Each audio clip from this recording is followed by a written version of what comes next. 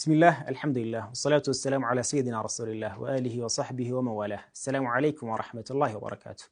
القرآن والحياة قرآننا هيوت يهزاري من جمرو أديسو برنامجنا كنا في السماء إني يسولجوش بسماء جنة استنبرن وده مدر بورد إنجزي وده جنة يميم اللسان يشان لنا الله سبحانه وتعالى قرآن كتاب الله عز وجل ستن يه قرآن سماء مدرن يمي أسماء ما إنيان وده جنة يميم اللسان مدارشا مثالاችን ነው ቁርአን የሰው ልጆች የሚፈልጉትን ነገር በሙሉ በውስጡ አካቶ ያዘ ኃያል የሆነ አሸናፊ የሆነ ኪታብ ነው። በዚህ ፕሮግራም በእያንዳንዱ ቀን አንዳንድ አያዎችን እየተጠቀስን ያንን ተንተረሰን ከህይወታችን ጋር እያዛመድን እንዴት ተግባራዊ እንደምናደርገውና የተሻለ ትርጉም ያለው ውጤታማ ህይወት እንደምንኖር እንመለከታለን ኢንሻአላሁ ተዓላ። ይህ ቁርአን ምንንም ነገር እንዳልተወ አላህ Subhanahu Wa Ta'ala ሲናገር እንዲህ ይላል ونزلنا عليك الكتاب تبيانا لكل شيء وهدى ورحمة للمسلمين ونزلنا عليك الكتاب بانتم لا يمصحفن አወረድን تبيانا ለእያንዳንዱ ነገር አብራሪ ሲሆን መሪ ለሙስሊሞችም እዝነት ሲሆን ይላል። ስለዚህ ይህ ቁርአን ምንንም ነገር እንዳልተወና የሰው ልጅ የሚፈልገውን ነገር በሙሉ በውስጡ አካቶ የሚያሳየን የሆነ የቁርአን አንቀጽ ነው። የሰው ልጅ ሰውነታችን አካላችን ከአፈር ስለሆነ ምግቡን የሚያገኘው ከምድር ነው።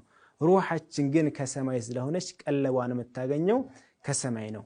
ይህ ቁርአን የሰው ልጆች ማንዋል ነው። አንድ ኤሌክትሮኒክስ ስንገዛው ቲቪ ሊሆን ይችላል አብራ የምትመጣ ቁራጭ ወረቀት አለች።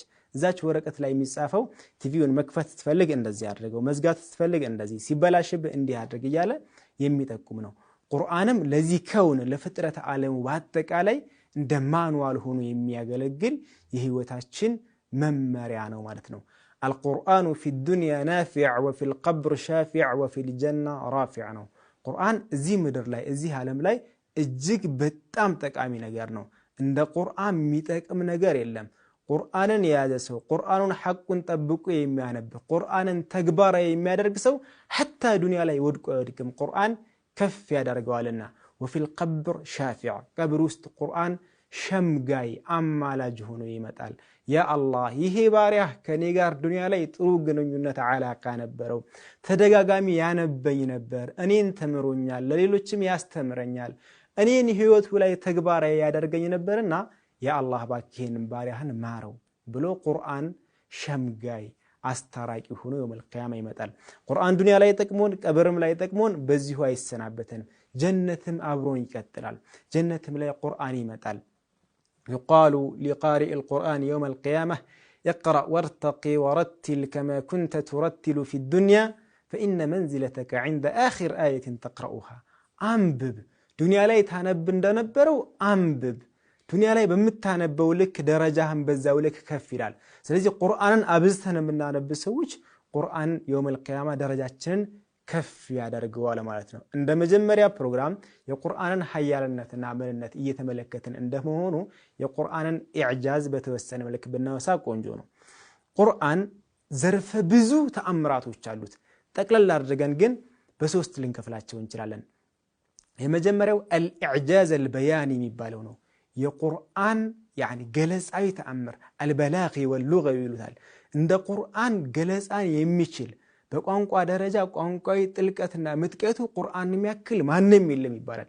ለዛም ነው አላህ Subhanahu Wa Ta'ala ቁርአን ላይ በሰዓቱ የነበሩ ሙሽሪኮች ከሃዲያንን እስኪ ቁርአን የመሰለ ፈቱ ቢሱራ እስኪ አንድ ሱራ አንድ ምዕራፍ አንጡ ሲባሉ ፈጽሞ አልቻሉም። 10 አያ አንጡ ተባሉ አልቻሉም።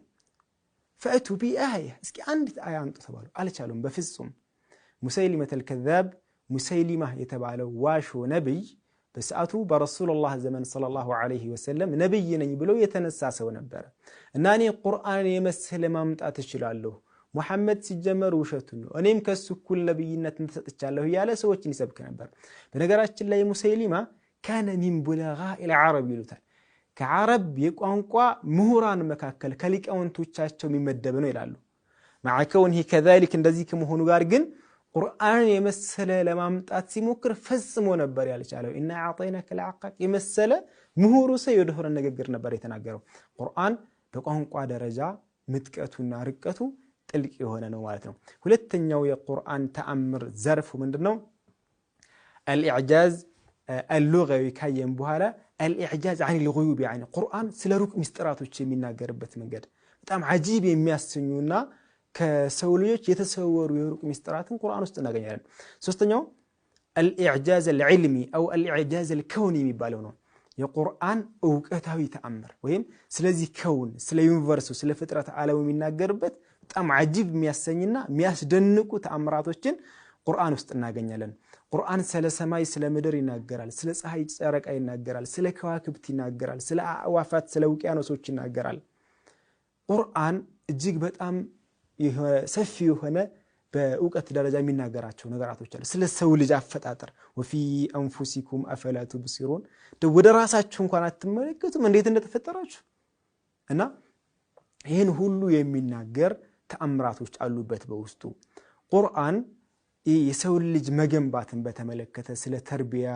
ስለ አኽላቅ ስለ አቂዳ የመሳሰሉ ነገራቶችስ የትኛው ዘርፍ ውስጥ ይካተታሉ ካለን እነሱ ሚገነቡት ይሄንን ሰውን የሰው ልጅ ስለሆነ የሰው ልጅ ደግሞ ከከውኑ ከፍጥረት ዓለሙ አንደኛው ስለሆነ እዛ ውስጥ ይካተታል الإعجاز الكوني ወይም الإعجاز العلمي የሚባለው ውስጥ ይካተታል ማለት ነው ከዛ ውጪ ይሄ ቁርአን ቁጥራዊ ተአምራቶች الإعجاز الرقمي የሚባል ነገር አለ ቁርአን ውስጥ ያሉ ቁጥራዊ ተአምራቶችን እንመልከታቸው ቁርአን ውስጥ الصلوات የምትለዋን ቃል 5 ጊዜ ተጠቅሳ እናገኛታለን الصلوات በዚህ ቃል ተጠቅሳ ከዛም ስለ ሶላት ቀጥታ የሚናገሩ ያሉት አያዎች 5 ናቸው ሶላት ብዙ ቦታ ላይ ተጠቅስ ይችላል ግን በዚህ መስፈርት 5 ቦታ ብቻ ነው ያለው በቀን ውስጥ ስንት ሶላቶች አሉ 5 ሶላቶች በቀን ውስጥ ይገኙበታል الشهر ወር የሚለው ቁርአን ውስጥ 12 ጊዜ ተጠቅሷል በአመት ውስጥ ስንት ወራቶች አሉ 12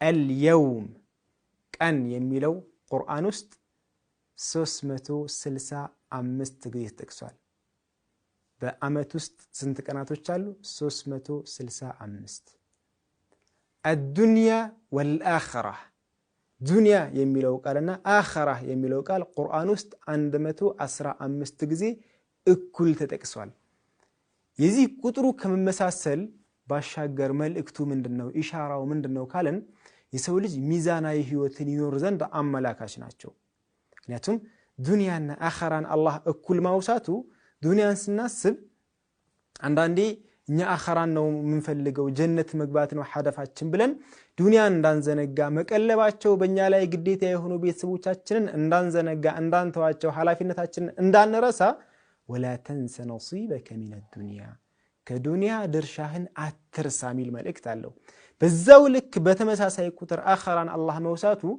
ዱንያ ላይ መሽጉል ሆነን በዱንያ ሐጃ ተወጥረን አኺራን እንዳንዘነጋ والآخرة خير وأبقى آخرة ቀጣዩ መጪው ዓለም በላጭና ዘውታሪዋ እሷናት የሚለውን ያመላክተናል ለዛም ነው ያ ረሱላህ ሰለላሁ ዐለይሂ ወሰለም አስተምህሮ اعمل لدنياك كأنك تعيش عبدا واعمل لآخرتك كأنك تموت غدا ለዱንያ በምትሰራ ሰዓት ዘላለም እንደሚኖር ሰው አድርገህ ስራ 1000 ዓመት 2000 ዓመት የሚኖር ሰው እዚህ በጣም ብዙ ስንቅ ያስፈልገዋል ለዛም ምን ያደርጋል ራሱን ያዘጋጃል በደንብ ይለፋል واعمل لآخرتك لآخرة ግን ለቀጣዩ ዓለም ስትሰራ كأنك تموت غدا ልክ ነገ እንደምትሞት አድርገህ ስራ ነገ ትሞታለህ የተባለ ሰው ዚና ሊሰራ ይችላል حرام ሊሰራ ይችላል አላህ የወፈቀው يعني በተቻለ መጠን ሐላል ለመስራት ይሞክራል በጭንቀት ቀድሞ ራሱ ካልሞተ ማለት ነው እና ያለው ነገር ይሄ ነው ከዛ ውጪ አላህ Subhanahu Wa Ta'ala ቁርአን ላይ